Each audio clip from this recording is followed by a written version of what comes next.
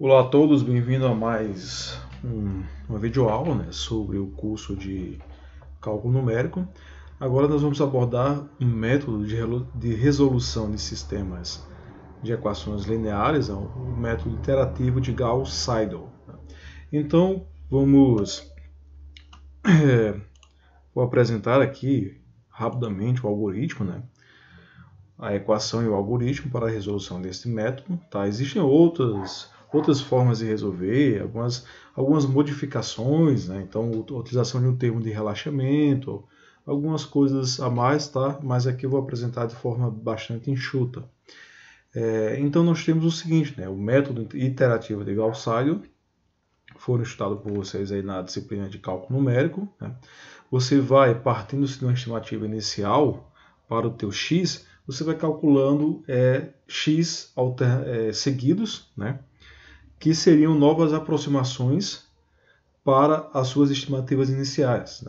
E aí, nós temos aqui, então, as condições iniciais, o do, o fazer enquanto o erro for maior que a tolerância, faça, aí vamos calculando aqui esses x's aqui para cada nova interação. E é interessante que, diferente do método de Gauss-Jacobi, que é bastante semelhante, o Gauss-Seidel, ele utiliza aqui, teu x, esse x aqui, ele já utiliza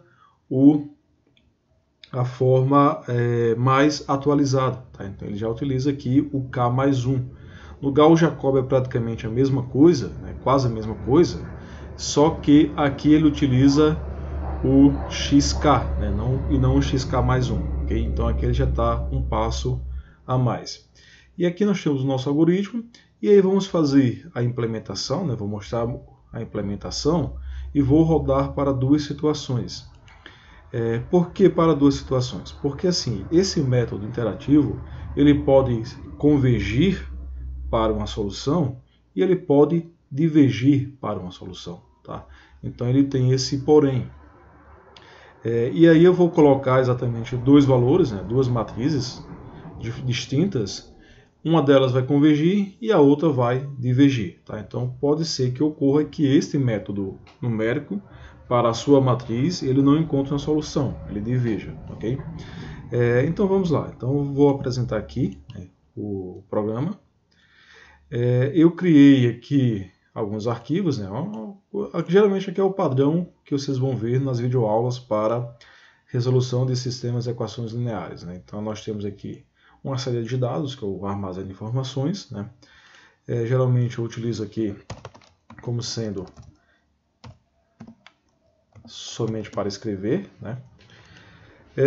E aí nós temos aqui a matriz A e o vetor B, apenas para leitura. Aqui eu já coloquei a minha matriz A,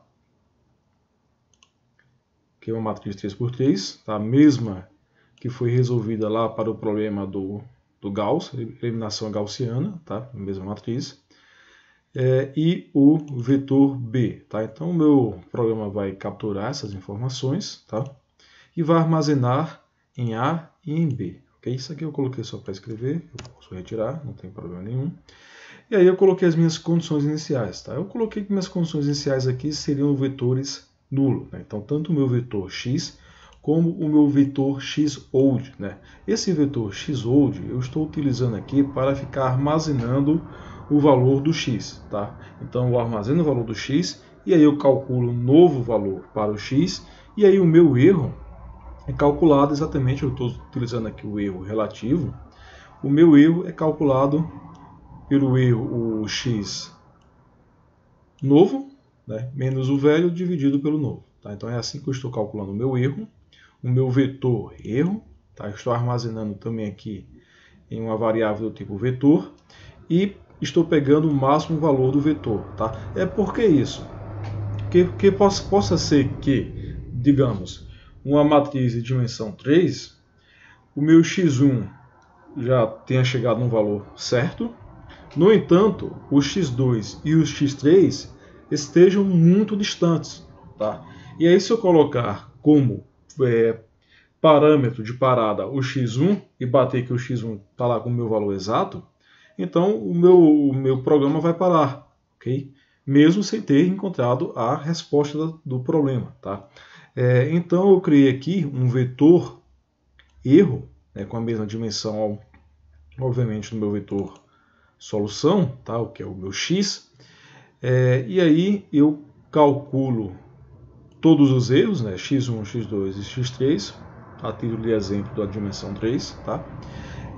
E aí eu digo que o meu erro é o máximo valor desse vetor, tá? E o meu erro, eu comparo dentro do meu laço, né, dentro do while, do meu fazer enquanto, eu calculo com a tolerância que eu coloquei aqui para ser 10 a menos 5. Tá? Então esse é o meu parâmetro de parada. Okay? E aqui, né, esses laços aqui, é simplesmente eu fazendo rodando aqui a minha fórmula, né, o meu algoritmo. Né? Então, esse aqui, tá? Então eu peguei aqui essa soma, eu fiz a soma e atribuí a uma variável soma, e aqui fiz esta outra soma e atribuí a outra variável soma. Tá? Isso mais para facilitar a questão dos cálculos.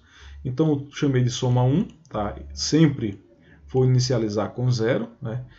Eu calculo a soma 1, faço A vezes x, ou melhor, A produto x, e vou armazenando o valor, né, em soma 1. Soma 2 também, eu inicializo com 0, vou calcular exatamente a segunda parcela, né, que é o j i mais 1 até n. Então, essa segunda parcela aqui, ó, j igual i mais 1 até n, de a i j, x, j elevado a k. E aí, eu vou fazendo essa soma e vou armazenando o valor também, ok? E no final, o meu x vai ser exatamente o b, menos soma 1, menos soma 2, dividido por a e i, né, que é exatamente o elemento da minha diagonal principal. Então eu calculo todos os x's, gero o meu vetor erro, okay? Comparando exatamente o x atual menos o x anterior. E aí eu digo que o meu erro vai ser o máximo valor que existe nesse vetor erro. Atribuo x a xold e volto novamente à interação. Tá? Então isso aí vai continuar até que a condição seja satisfeita, né? Ou melhor, enquanto a condição é satisfeita, né? Enquanto o erro é maior do que a tolerância, quando o erro torna-se a ser menor ou igual à tolerância, então ele sai do loop e aí ele apresenta a minha resposta, que é o meu vetor solução. Vou compilar e executar. E cá estamos. Né? Então, assim, lembrando que o método iterativo, diferente do método direto, ele não vai te dar o valor exato, tá? Ele vai te dar um valor aproximado, e a aproximação é exatamente condiz, com base na tua tolerância, né? A tolerância que você colocou. Por isso que é interessante, já que você está utilizando o método numérico, é o computador que está fazendo a conta, então você coloca aí uma tolerância de 10 a menos 5, 10 a menos 6, tá? Que aí você vai ter uma maior precisão. E aí é o seguinte, né? Então ele deu aqui, ó, que é 3 menos 2,5 e 6,9999. Então foi bastante parecido, né? Então a resposta exata é 3 menos 2,5 e 7. Tá? Então deu bastante próximo ao valor. E aí se eu pegar um outro exemplo, né, que é o exemplo este outro exemplo aqui, e eu atribuir os valores, né, eu coloquei aqui as informações no meu arquivo matriz A, tá?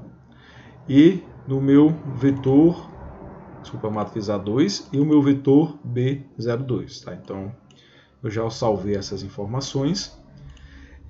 E é o seguinte, né? Quando eu rodo, né, vou alterar aqui, ó, eu já tenho aquela informação, vou alterar aqui, ó, o arquivo a partir do qual eu vou extrair as informações, né? E aí quando eu rodar, né, ele vai pegar agora aquelas informações, tá? Quando eu rodar, ele vai dar um erro, tá? Por quê? Porque não vai convergir.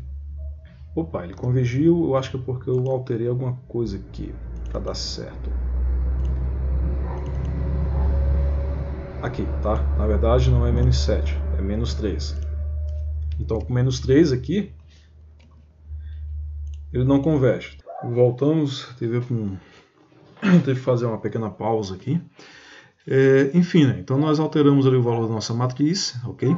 E aí eu vou fazer o seguinte, eu vou reconstruir o meu projeto, mandar reconstruir o meu projeto, para não ter problema, tá? E aí, quando eu compilar e executar, ocorre que a minha solução ela não converge, tá? Ela diverge. Então, ela tende para infinito, né? Ou infinito e além. Então, aquela matriz com aqueles valores, né? Mais especificamente, se alterar só o último ali, já converge para alguma coisa, tá? Mas aí aquela matriz com os valores apresentados ali, ela vai divergir, ok? Com esses valores aqui. E aí é o seguinte, né? Felizmente, para a maioria dos problemas práticos em engenharia, quando você formula o problema e você gera aquela matriz, você tem uma matriz com diagonal predominante, né? Diagonal dominante.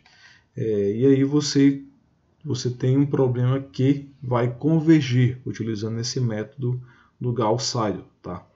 É muito difícil divergir, mas pode ocorrer que você, ao utilizar o método Gauss-Seidel, você se depare com a matriz em que o método vai divergir da solução, ok? Então ficamos por aqui e até a próxima aula.